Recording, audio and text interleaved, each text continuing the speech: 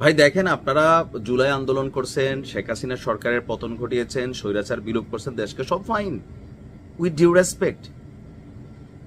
আসিফ নজরুলকে নিয়ে আপনারা যে মন্তব্যটা করছেন এটা টোটালি পলিটিক্যাল ছাড়া আর কিছুই না। আসিফ নজরুল ইসলাম এটা নিয়ে একটা পোস্টও প্রকাশ করছেন, তিনি এটাকে ক্লারিফিকেশন করছেন।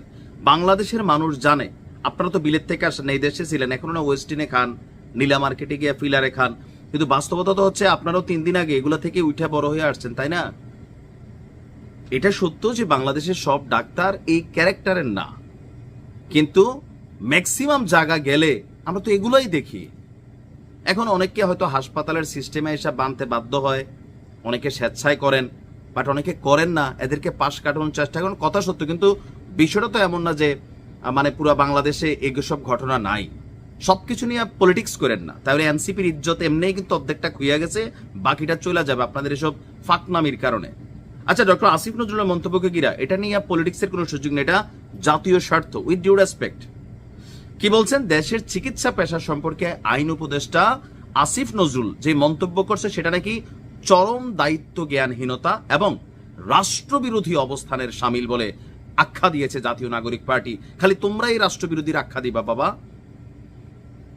তিনি যে বক্তব্যটা দিয়েছেন, ওষুধ কোম্পানির যে এজেন্টরা আছেন, ডাক্তারের চেম্বারে গেলে তাদের ঠেলায় রুগী ঢুকতে পারে না, সিরিয়াল নিতে কষ্ট হয়।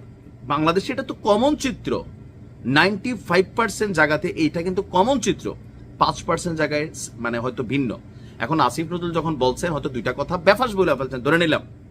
এটা নিয়ে আমাদের ডাক্তার যে অ্যাসোসিয়েশন আছে ড্যাব, তারা কিন্তু একটা বিবৃতি দিছে, তারা তাদের পক্ষ থেকে দিছে, কারণ ভালো ডাক্তারও তো আছে, ওষুধ কোম্পানির এসব লিল্লা ফিল্লা খায় না।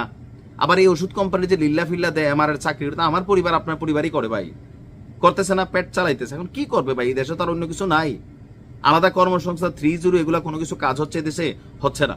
তো স্বাভাবিকভাবে ওষুধ কোম্পানি তাদের ব্যবসার জন্য টেকনিক্যালি ডাক্তারের হাদিয়াটা দিয়ে দেয়। তো যেই ডাক্তারের মন চায় খায়, যেই ডাক্তার খায় না। আবার অনেক ডাক্তার আছে খাইয়া 2 নাম্বার কোম্পানির ওষুধ চালাই দিচ্ছে না, মার্কেটে চলতেছে। তো এখন সবখানে হয়তো গণহার এই চিত্র নাই, কিন্তু এই কথারে নিয়ে রাষ্ট্রবিরোধী সামিল করে দিলেন আপনারা, এটা তো হইতে পারে না ভাই। আমি এটা টোটালি মানে কি বলা যে এটা দ্বিমত পোষণ করছি। এনসিপির যুগ্ম মুখ্য সমন্বয়ক এবং head of health wing doctor Mohammad Abdul আহাদের সই করা বিবৃতিতে উপদেষ্টার মন্তব্যের তীব্র নিন্দা প্রতিবাদ জানানো হয়। নিন্দা জানাইতেন পারে, কিন্তু রাষ্ট্রবিরোধী কথা ভাই, এগুলা আপনারা এখন তো কমিটিতে এসে ঢুকতেছেন। আসিফ নজরুল জুলাই আন্দোলনের জন্য বহুত কিছু করছে। বিবৃতিতে বলা হয়েছে, ইতিমধ্যে দেশের চিকিৎসক সমাজ জাতির দুর্যোগ সময়ে অগ্রণী ভূমিকা পালন করেছে, এটা সত্য। বিশেষ করে জুলাই অভ্যুত্থানের দিনগুলোয় চিকিৎসকরা তাদের নির্ভীক মানবিক সেবার দৃষ্টান্ত দিয়েছেন, এটাও সত্য। আবার অভিযোগও তো আছে, বহুত আছে না, আছে। এখন ওই যে সরকারে যারা বসে তারা এগুলা কন্ট্রোল করে। বলা হচ্ছে যে আচ্ছা, এই যে জুলাইয়ের লম্বা চূড়া বক্তব্য দিচ্ছেন, তারপর তিনি বলছেন যে করোনাতেও দিচ্ছেন। অবশ্যই ভাই, এগুলা করছেন, আমরা তো রেসপেক্ট করি। চিকিৎসক সমাজকে অসম্মান করা মানে দেশের প্রতিটি সাধারণ নাগরিককে অসম্মান করা, অবশ্যই। কারণ বাংলাদেশের কথা না, সারা পৃথিবীর কথা। উপরওয়ালার পরে দুনিয়াতে যে মানুষের জীবন নিয়ে খেলে তিনি হচ্ছেন ডাক্তার, সম্মানিত প্রফেশন। বিদেশের ডাক্তার আমাদের ডাক্তার অনেক পার্থক্য আছে, এটা কিন্তু সত্য, তাই না? আমাদের দেশের সিস্টেম ডাক্তাররা এখন অনেক জায়গায় আপনারা করতেই পারেন না। বিদেশে সব ডাক্তারদের ভিজিট রাষ্ট্র কর্তৃক নির্ধারিত হয়, আমাদের দেশের ডাক্তাররা নিজেরা নির্ধারণ করে, নাকি ড্যাব নির্ধারণ করে আমি জানি না। এক এক ডাক্তার মন চাইলে এক এক রকম ফি নির্ধারণ করে বসে আছেন। বিদেশে তো এগুলো নাই, এগুলো সরকার কর্তৃক নিয়ন্ত্রিত হয়।